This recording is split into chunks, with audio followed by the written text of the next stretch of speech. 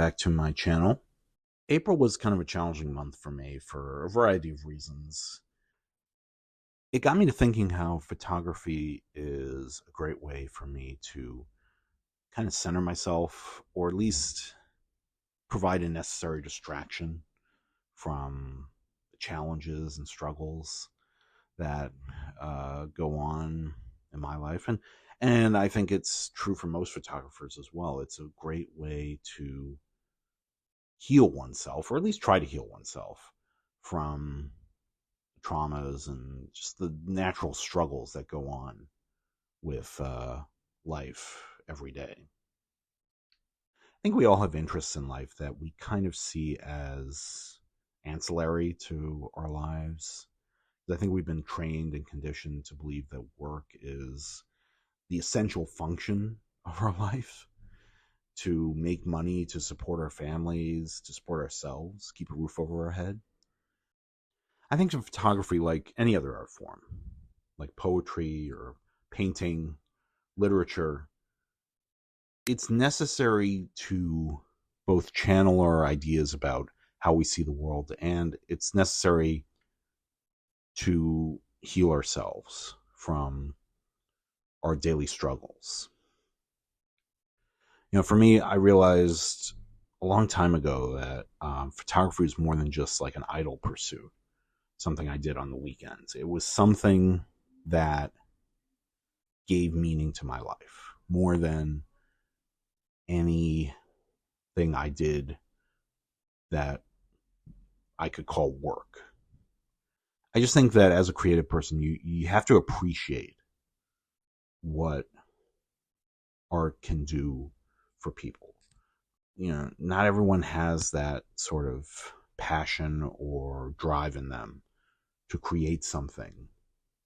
And there's no judgment or shame in not being able to do that, but I think if you are able to do that, you cannot allow that to wither. You cannot allow that to take a back seat to what you are doing in life to keep you going, to keep you to put money in your bank account or a roof over your head. Now, some of us are able to do both of those things at once, to pursue the arts as their career. And hopefully one day I can get to a point where my photography will allow me to live off of the rewards of what I've created. Unfortunately, I'm not there yet, and maybe I'll never get there at any point. But that kind of is secondary to the point of creating photography. It's something you do like any art form. It's something you do to give meaning to your life and to the lives of others. So let me talk to you about a few of my favorite photographs that I took during the month of April. So on April 8th, there was a solar eclipse visible through much of the United States. And here in Brooklyn, we got to see 90% of the eclipse. So it wasn't full totality, but it was still a very big deal here in Brooklyn. And I went to Prospect Park to capture both images of the eclipse itself and of the people watching the eclipse. And I thought this family or this group of people here watching, looking up at the sun with their eclipse glasses was just so kind of emblematic of the whole experience. It was very a communal event that I think is really lacking in society nowadays. And this was just one time when everyone could just come together and just almost, maybe not agree on something, but just to take part in a shared experience. I went to a Yankee game on April 10th, and I've noticed that when I take photos at baseball games, I'm kind of getting bored of just taking still shots of the action. So one thing I've kind of gravitated toward is long exposures of the players in the field, and especially the pitchers, because I feel like that's kind of the best position where you can capture long exposures.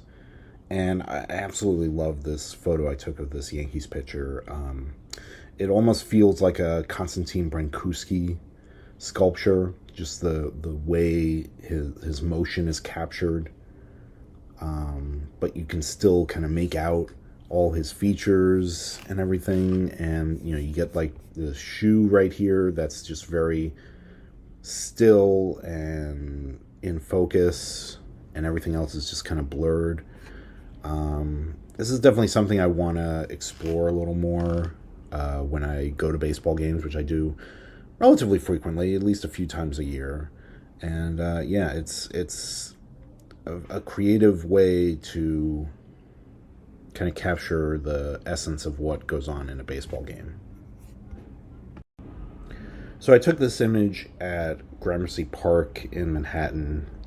Now, Gramercy Park is famous for being a private park. You can only enter it if you live in any of the buildings surrounding the park. So it has kind of an exclusive status that is, I guess, resented by some New Yorkers. But in my opinion, I feel like it's, you know, New York has plenty of parks, and I feel like the exclusive status of Gramercy Park almost, it just means that I don't need to go there. You know, and I feel like this image of the lilacs as seen through the bars of the park is just kind of a typical way of like showing what Gramercy Park is about. You know, it's a very lush, beautiful place, especially as springtime is now in full effect here in New York. But the fact that it's kind of gate kept from most of the city, it, yeah, I mean, I'll let smarter people than me determine what the meaning of that is, I guess. Finally, I've been shooting some more medium format film during the month, and I went up to the Upper West Side and Central Park West at the end of April, and I was walking up Central Park West when these two women rode by in their bicycle, and it was just a funny image that I wanted to capture, and I just happened, I nailed the focus on this one, which I think is like very important to do in medium format. When you can just capture the focus on your subject, you get an incredibly crisp sort of depth of field. So the depth of the image is really, to me, what makes this image shine. And, you know, it's just one of those quintessential New York scenes that I feel like you can't get anywhere else. So with that, I'll show you a slideshow of my favorite images of the month of April. And as usual, if you like these videos, if you're enjoying them, please hit the like button, subscribe to my channel so you can get these videos every month, and as well as other videos that I may publish as time goes on. And with that, thank you for watching, and I will see you in the next one.